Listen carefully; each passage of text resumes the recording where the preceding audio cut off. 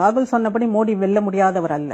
Provided எதிர்கூட்டணியில ஒருவர் கூட மோடியை போன்று தனக்கு சொத்து சேர்க்காத, தன் குடும்பத்துக்கு சொத்து சேர்க்காத, ஊழலை கட்டுப்படுத்திய ஆட்சியை கொடுத்த ஒருவர் இல்லை. ஒருவர் கூட இல்லைங்கிறது இங்க பிரச்சனை. அந்த மாதிரியான ஒருவரை ஒரு எதிர்கூட்டணியில் ஒருவராது நிறுத்தப்பட்டிருந்தால் மோடி வெல்ல முடியாதவர் அல்லங்கிறது ப்ரூவ் ஆயிருக்கும்.